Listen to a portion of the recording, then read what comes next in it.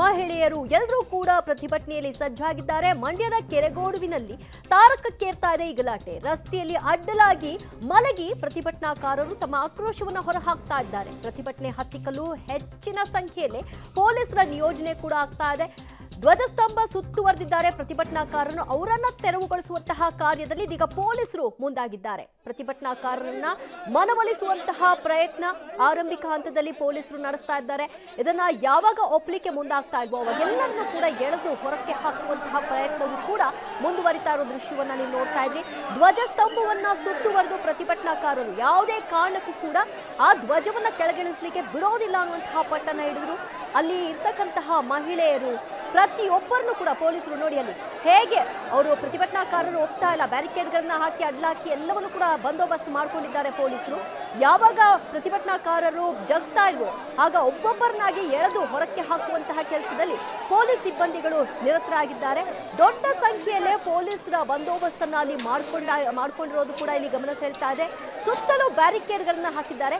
ಬ್ಯಾರಿಕೇಡ್ಗಳ ಸುತ್ತ ಯಾರಾದ್ರೂ ಬರೋದಕ್ಕೆ ಮುಂದಾದ್ರೆ ಅವರ ಮೇಲೆ ಲಾಠಿ ಪ್ರಹಾರವನ್ನು ಕೂಡ ಇಲ್ಲಿ ನಡೆಸಲಾಗ್ತಾ ಇದೆ. ರಸ್ತೆಯಲ್ಲಿ ಅಡ್ಡಲಾಗಿ ಮಲ್ಕೊಂಡು ಆಕ್ರೋಶವನ್ನ ಹೊರಹಾಕ್ತಾ ಇದ್ದಾರೆ. ಈ ರೀತಿಯ ಒಂದು ಧೋರಣೆ ಸರಿಯಲ್ಲ, ಅನ್ಯಾಯವನ್ನ ನಾವು ಸಹಿಸೋದಿಲ್ಲ, ಮತ್ತೆ ಹನುಮ ಧ್ವಜ ಹಾರಾಡಬೇಕು ಅನ್ನುವಂತಹ ಕೂಗು ಎದ್ದಿದೆ.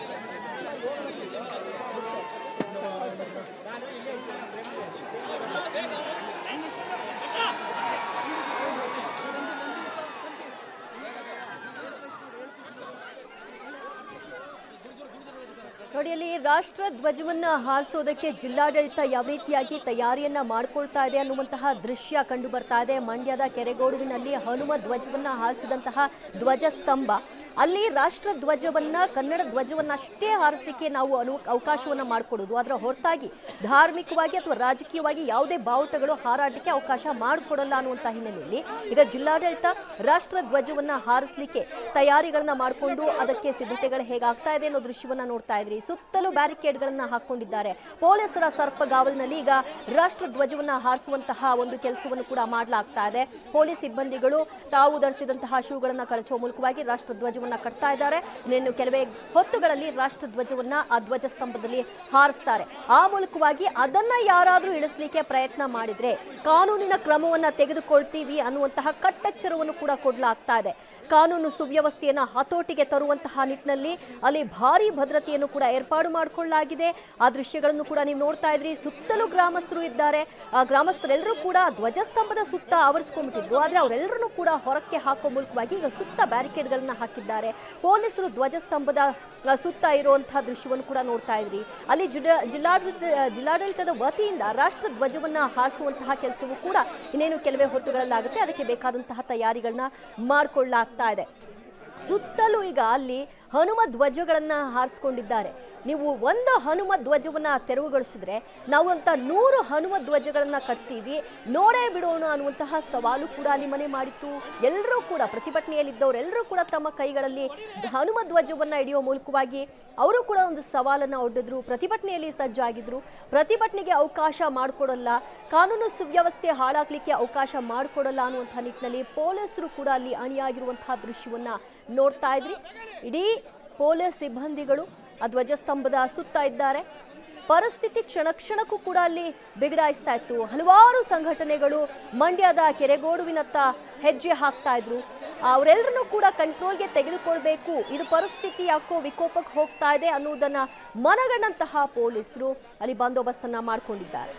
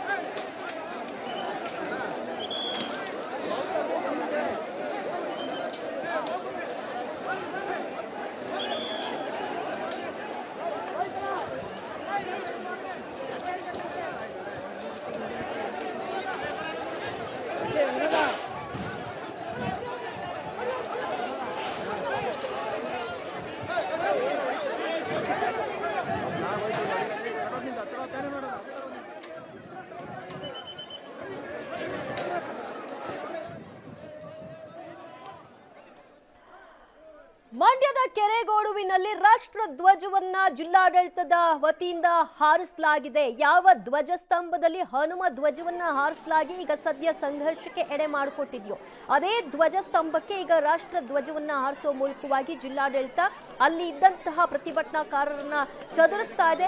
ಪ್ರತಿಭಟನಾಕಾರರು ಕೂಡ ಪೊಲೀಸರ ಜೊತೆಗೆ ವಾಗ್ವಾದವನ್ನ ನಡೆಸ್ತಾ ಇದ್ರು.